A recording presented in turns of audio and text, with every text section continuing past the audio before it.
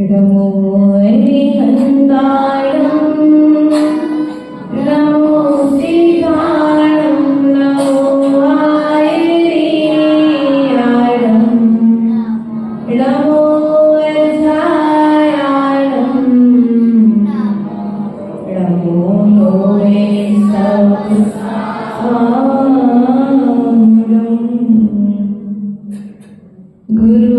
गुरुवापान्तिनो नित्यं ज्ञानिदर्शनायका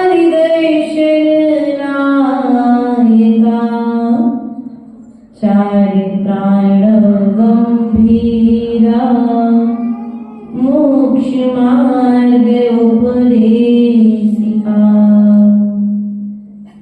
मेरी पवित्र मन में गुरुदेव आओ, मैं शास्त्र वाचन करूं प्रतिभा जगाओ। अरिहन्ते भासित सभी श्रुति देवताओ, क्या बोलना अब मुझे तुम ही, क्या बोलना अब मुझे तुम ही बताओ, क्या बोलना अब मुझे तुम ही बताओ। अनंत सिद्ध परमेश्वरी भगवान की जय। देवादिदेव मूलनायक आदिनाथ भगवान की जय। देवादिदेव शासननायक भगवान महावीर स्वामी की जय। देव आचार्य भगवंत कुंद स्वामी की जय। आचार्य भगवंत विराट सागर जी महाराज की जय। आचार्य भगवंत शुद्ध सागर जी महाराज की जय। आचार्य गुरुवर विभव सागर जी महाराज की जय।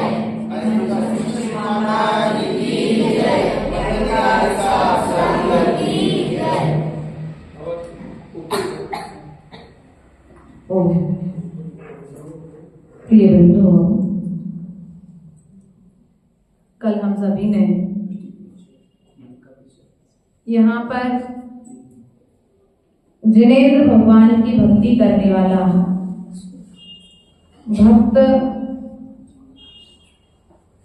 एक दिन भक्ति करते करते भगवान बन जाता है, लेकिन वास्तविकता में यदि हम भगवान के सच्चे भक्त हैं तो भगवान की शरण में आने वाले किसी दूसरे भक्त का कभी अपमान, हमें भगवान को प्रसन्न करना है कि नहीं करना है? बोलो, भगवान को प्रसन्न करना है नहीं करना? अगर भगवान तुम पर एक बार प्रसन्न हो गए तो वे तुम्हारे सब काम, लेकिन अपने शास्त्रों में ऐसी व्यवस्था नहीं है। ना तो अपने भगवान प्रसन्न होते हैं और ना अपने भगवान खिन्न होते हैं। लेकिन फिर भी व्यवहार की अपेक्षा से हम इतना तो कह सकते हैं कि यदि भगवान को प्रसन्न करना है तो हमें भगवान के साथ साथ भगवान के भक्त का भी सम्मान करना पड़ेगा। इसी क्रम को आज हम आगे बढ़ाते हुए यहाँ पर क्या कह रहे हैं उस बात को हम समझने का प्रयास और पुरुषार्थ करेंगे। जिन धर्म विनिर्मुक्तो मां भवेत् चक्रवर्त्यपि स्याचेतोऽपि दरिद्रोऽपि जिन धर्मानुवासितः। अर्थात यहाँ पर कहा है कि जिन धर्म विनिर्मुक्तो, जैन धर्म से विमुक्त होकर के अर्थात मुक्त होकर के मां अर्थात मुझे नहीं चाहिए, क्या नहीं चाहिए? भवे चक्रवर्त्यपि अर्थात मुझे जैन धर्म के अलावा जैन धर्म को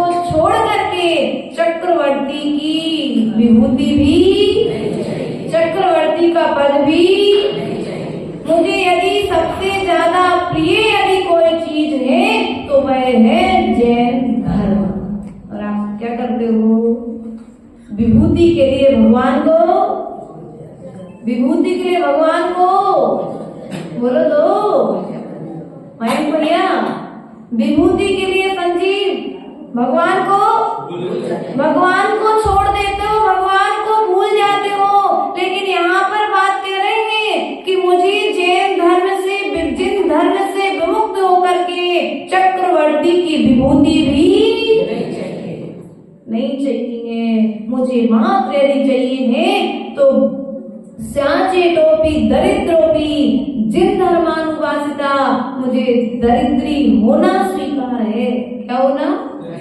बोलो तो क्या होना स्वीकार है? लेकिन किसके साथ? जिन धर्म के साथ मुझे दरिद्री होना स्वीकार है, लेकिन जैन धर्म को छोड़ करके मुझे चक्रवर्ती पद भी। आज लोग क्या कर रहे हैं? धन नहीं है सो धन की लालसा में कुछ लोग धन का लोभ लेकर के धर्म परिवर्तन कर रहे हैं। क्या धर्म परिवर्तन चल रहा है संजय सर? चल रहा है कि नहीं चल रहा है? चल रहा है। क्यों? धन के लोभ में तुमने उत्तम धर्म आज छोड़ दिया है। अब तुम्हें भाव में कभी भी फिर धर्म मिलने वाला नहीं, क्योंकि तुम्हारे हाथ में रत्न आया था, लेकिन तुम्हें रत्न की पहचान नहीं थी, तो तुमने कांच समझ करके उसे ठुकरा दिया। एक बार रास्ते में जाते हुए एक बंदर के लिए एक सेठ की रत्नों की पोटली मिल गई, और जैसे ही रत्नों की पोटली मिली तो बंदर ने जाकर के एक एक पत्थर रत्न निकाल करके, ऐसे हम क्या कर रहे हैं?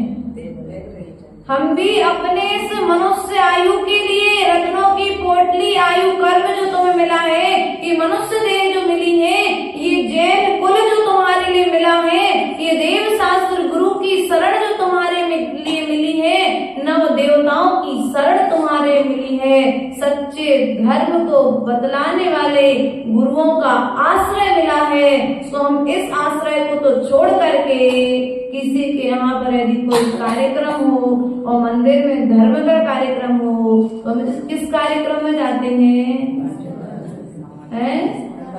यदि पड़ोसी के यहाँ कार्यक्रम है, मान के चलो महिला संगीत है, और मंदिर में भी कार्यक्रम है, भक्तामर का पाठ रखा गया है, लेकिन जिसके यहाँ पर कार्यक्रम है उस घर में गिफ्ट बहुत अच्छा आया है। क्योंकि जब देखो गिफ्ट किसी की दुकान से आता है तो भाई कहाँ ले जा रहे हो? बोले बस वो बच्ची का विवाह है तो बांटना है, तो दुकान से ही खबर पूरे में ये क्या बांटने वाले, कोई बहुत अच्छी इनाम आई है। अब लोग क्या करेंगे? बोलो मंदिर का भाई थोड़ी देर बाद चले जाएंगे, लेकिन पहले एक बार वहां पर होकर के क्या करोगे भैया? सेठ जी साहब, क्या नाम भैया का? अरुण भैया, क्या करोगे आप? अरे सीधा सीधा साफ झूठ बोलते हो। कहाँ जाओगे? अरे नहीं जाओगे मंदिर, नहीं जाएंगे ना संदीप भैया, देखो तुम्हारा मित्र पक्का है, मंदिर नहीं जाओगे। आप कहोगे मंदिर तो खुला ही रहेगा, 8 बजे की जगह 10 बजे चले जाएंगे, लेकिन पहले एक बार जहाँ पर कार्यक्रम है वहां पर एक बार नजर। बोलो यही करते ना आप लोग? क्या किया? धर्म छोड़ करके आप विभूति के पीछे, वैभव के पीछे, कैसा पंडाल बना है, कौन सा संगीतकार आया है, लड़की कैसी सजी है, उनके माता पिता कैसे सजे, यही सब देखने जाते ना। तुम्हारी दृष्टि कहाँ है? विभूति को तुम देखने गए हो, भगवान की भक्ति की थी सो उसे विभूति मिली है, सो तुम उसे देखने जा रहे हो, और यदि तुम भी उसकी जैसी विभूति चाहते हो तो तुम भी भगवान की भक्ति करो, क्योंकि चक्रवर्ती तरसता है मुनिराजों को आहार दान देने के लिए। एक बार ऐसा उदाहरण आता है आदि पुराण आदि ग्रंथों में कि चक्रवर्ती कि राजमहल में एक दिन भगवान मुनिराज का पड़गामन नहीं हुआ। चक्रवर्ती बहुत दुखी था, तो उसकी माँ ने पूछा कि चक्रवर्ती आज बात क्या है, तू बहुत दुखी है? तो चक्रवर्ती ने अपनी माँ से कहा कि आज मुनि दिगंबर मुनिराज का पड़गामन नहीं हुआ है, और हम बोलो मुनिराज पड़गामन को नहीं आए, चलो अच्छा हुआ, कम से कम 1 घंटे दुकान पर बैठ जाए। अरे पड़गामन नहीं आए, खाली चौका चला गया। अब देखो स्थिति क्या होगी। भैया संजय के बाजू में क्या नाम, विकेश भैया, इनका नाम रोज पूछ लेते हैं, नाम ही ऐसा विकेश, क्या विकेश भैया, अगर चौके में साधु नहीं आए तो उस समय परिणाम कैसे होते हैं? और एक चौके में 2 साधु चले जाए और वो भी हमारा शत्रु, अब क्या होगा?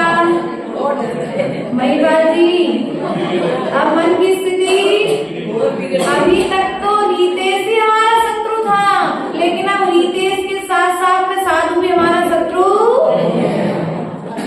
अरे पहले से कलियों की बातचीत, वो महाराज जी उनको ही ज्यादा लाइन दे रहे थे, सुबह से देख रहे थे बिहार में, इसलिए उनके यहाँ पर पहले से सेटिंग। बोलो चक्रवर्ती के जैसा धन चाहिए है ना, तो चक्रवर्ती के जैसा कार्य तो किया, लेकिन कार्य करते हुए चक्रवर्ती जैसे परिणाम नहीं कर पाए, सो कर्म का बंध। इसलिए कर्म के बंध से बचना है, धर्म करते हुए भी हमें पाप के अर्जन से, बोलो पाप के अर्जन से बचना है, बचने का प्रयास करना है। क्योंकि यहाँ पर ये बात कह रहे हैं कि दरिद्री होना अच्छा है, लेकिन धर्म नहीं छूटना चाहिए। कैसे ही विपरीत परिस्थितियां बने, लेकिन धर्म सदा मेरे साथ में। लेकिन आप लोग क्या करते हो, धर्म छूट जाए लेकिन दुकान, अभी से छूट जाए। अभी शादियों का सीजन है, अभी चांदी क्या हुआ था, चांदी का कुछ रेट घट बढ़ गया था, तो हम लोग कुशलगढ़ में थे, तो लोग कह रहे माता जी आपको क्या पता, हम लोग को श्वास लेने तक की फुर्सत नहीं है। हमने कहा भैया आप लोग आ नहीं रहे, क्या हो एकदम से कम हो गए आना? बोले माता जी इतनी भीड़ है, इतनी भीड़ है कि सांस लेने तक की फुर्सत, भोजन करने की भी फुर्सत। बताओ हमने क्या किया, धन के चक्कर में धर्म। और सबसे पहले हम यही कार्य करते हैं, हम धर्म के चक्कर में धन कभी नहीं छोड़ते हो का धन। दुकान पर कोई व्यापारी आ जाए और आप कह दो भैया हमारी दुकान तो 10 बजे खुलती है, तो 10 बजे खुलेगी। आपको यदि लेना हो तो सामग्री लो, नहीं लेना हो तो सामग्री, लेकिन 10 के पहले हम अपना धर्म छोड़ करके आपके लिए दुकान खोल करके, कभी ऐसा कहते हो? नहीं कहते हो। आचार्य भगवान में कहते हैं तुम धर्म छोड़ना तो स्वीकार कर लेते हो, लेकिन धन छोड़ना स्वीकार, और धन छोड़ना तुमने स्वीकार नहीं किया है ना, इसलिए आज तुम धन के लिए तरस रहे हो। चक्रवर्तियों का जैसा वैभव क्यों नहीं है हमारे पास?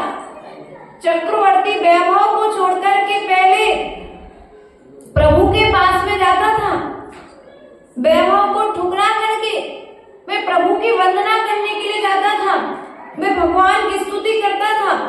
हर चीज का एक टाइम उसका, लेकिन हमारा टाइम, बोलो हमारा टाइम दुकान पर जब व्यापार आए, रात के आधी रात को भी यदि व्यापारी आ जाए सामान लेने के लिए तो हम देने के लिए, क्यों? धन का भीतर में तुम्हारे भाग्य में होगा तो भाग करके आएगा, और नहीं होगा तो भाग आकर के भाग जाएगा।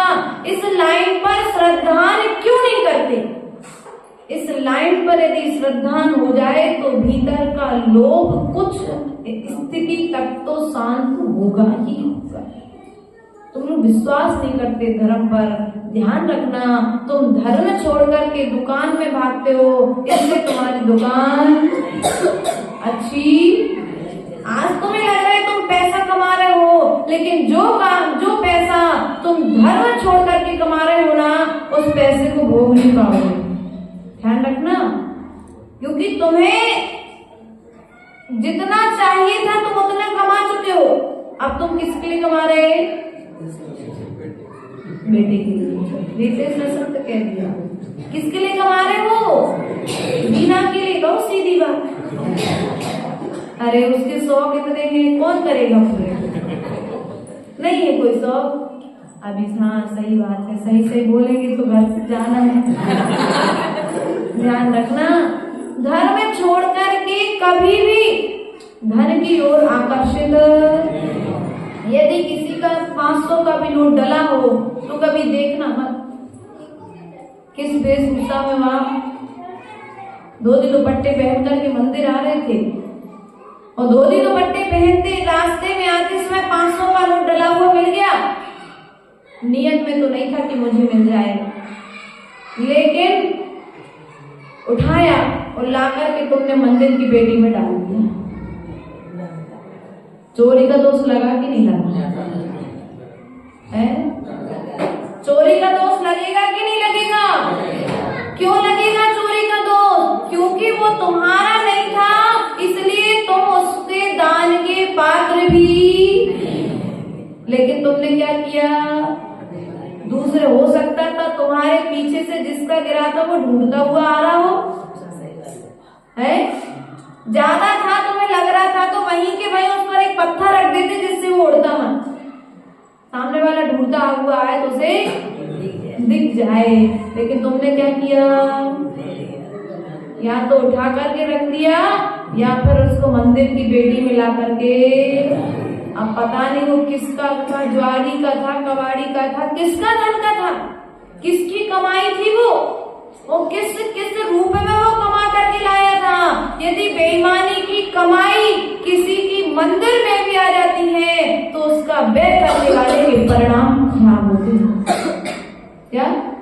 ईमानदारी की कमाई यदि मंदिर में आएगी तो सबके मन बहुत अच्छे होंगे, और बेईमानी की कमाई यदि घर में आएगी तो सबके मन खराब हो जाएंगे। एक कथानक आता है अपने ग्रंथों में कि एक बार एक लड़के के पिता ने जुआ खेला, और जुआ खेल करके वो कुछ धन संचय करके लेकर के आया, और जिससे उसने जुआ खेला था वो मारने वाला, जो क्या बोलते बलि देता है, कसाई था। कसाई के घर का धन वो अपने घर पर लेकर के जुए में जीत करके आया, और उसने वो धन ला करके अपनी पत्नी को दे दिया। पत्नी के मन में ऐसा भाव आया, मेरे पास ये धन है, कहीं मेरा ये धन बेटा ना छुड़ा ले, सो मैं बेटे का मरण कर दूं। माँ ने सोचा, रात भर माँ के परिणाम बहुत खराब हुए। माँ ने सुबह उस धन को उठाया और अपने बेटे को दे दिया। उसने सोचा, मेरे इतने खराब परिणाम मेरी संतान के प्रति, शायद ये धन मेरे पास आया इसलिए शायद मेरे परिणाम खराब हो रहे हैं, और भविष्य में इस धन का अधिकारी मेरा बेटा है, इसलिए मैं ये धन अपने बेटे को पहले से दे दूं तो ज्यादा अच्छा है। सो बेटे के हाथ में वो धन गया। सुबह से लेकर के रात तक बेटे के हाथ में वो धन रहा। बेटे के परिणाम ऐसे हुए कि देखो मेरी पत्नी मेरे घर में है, और कहीं ये मेरा धन लेकर के अपने मायके ना भाग जाए, सो मैं इसको मार डालूं। उस पति के भी अपने पत्नी के प्रति इस तरह मारने के भाव। भाभी ने सोचा, एक लौती नंद है और घर में कितने दिन रहना है, तो मेरे पास ये धन आया है, तो क्यों ना ये धन अपनी नंद को सौंप दूं, जिससे वो खुश रहे कि भैया मेरी भाभी मुझे कितना मतलब मुझ पर विश्वास करती है कि उसके हाथ में आई संपत्ति मुझे दे दी। सो भाभी ने अपना वो धन नंद को दे दिया। वो धन नंद के हाथ में रहा। जब नंद के हाथ में रहा सो नंद के भी मारने के परिणाम होने लगे। उसके परिणाम ऐसे होने लगे कि मेरा ये धन है, मेरा विवाह हो जाएगा, उसके पहले कहीं ये माँ, कहीं भाई, कहीं ये कोई धन मुझसे छुड़ा ना ले, सो मैं सबका मरण। उसके मन में इस तरह के परिणाम आए। सुबह से सब ने जिन के पास में वो धन का पोटली गई थी, सबने एक दूसरे से पूछा परिणाम कैसे हुए। सबने पूछा एक दूसरे से परिणाम कैसे हुए। सो पिता ने तो लाकर के माँ को दे दिया था। माँ ने बेटे से पूछा, बेटे ने पत्नी से पूछा, पत्नी ने नंद से पूछा, माँ ने अपने परिणाम बताए। और परिणाम बतलाने के पश्चात सबने यही विचार किया कि बेईमानी की कमाई है, क्यों ना इसे जहां से आया उसे दान वापस दे दिया जाए। जुआ में जीता हूँ उसमें जाकर के उस कसाई को उसकी कमाई वापस। इसलिए यदि बेईमानी की कमाई हमारे घर में आई है तो हमारे परिणाम भी उस तरह से परिवर्तित हो जाते हैं। इसलिए बेईमानी की कमाई कभी भी अपने घर पर लेकर के बोलो, किसी को दुख हो ऐसा कार्य करके कभी धन का अर्जन, चाहे उधार मत देना, लेकिन उधार देकर के अगर चुकाते समय किसी की कंडीशन मत है नहीं है तो फिर परेशान मत करो। ये सोच लो मेरे भाग्य में होगा तो मिल जाएगा और नहीं होगा तो नहीं मिलेगा। ज्यादा संकलेश करने से फायदा, क्योंकि ज्यादा बार बार आप उस पर प्रेशर डालेंगे तो सामने वाला आत्महत्या कर लेते कि कर लेते। आजकल बहुत सारी घटनाएं सामने आती हैं। कम से कम इतना तो सोचो वो जिंदा तो है, कम से कम तुम्हारे परिवार से उसने इतना धन लिया है तो उसके देने के बाद तुम्हारे घर में कोई खाने के लाले तो पड़े नहीं है। लाले पड़े क्या? भोजन के लिए तरसना पड़ रहा हो, पहनने ओढ़ने में तुम्हारे शौकों में कोई कमी आई हो, नहीं आई ना।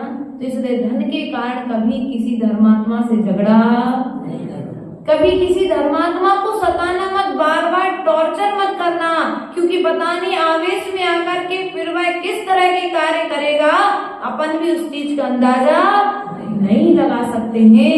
इसलिए कहा है जैन धर्म की महिमा बतलाते हुए, जिनेंद्र भगवान के द्वारा कथित धर्म को महिमा बतलाते हुए यहाँ पर कहा है कि मैं दरिद्री होना स्वीकार करूंगा, लेकिन जैन धर्म को छोड़ करके चक्रवर्ती का पद भी मुझे, मनुष्यों में यदि श्रेष्ठ कोई है तो मनुष्यों का राजा होता है चक्रवर्ती। मैं मनुष्यों का राजा भी होना नहीं चाहता, मुझे 96,000 रानियां भी तो अच्छा। सच्ची में इतनी सच्ची बोलते हो, चक्रवर्ती के जैसा वैभव चाहिए है? नहीं चाहिए। मिलेगा नारी, मिलेगा चक्रवर्ती से बढ़कर के वैभव मिलेगा। तुम धर्म पर विश्वास तो रखो।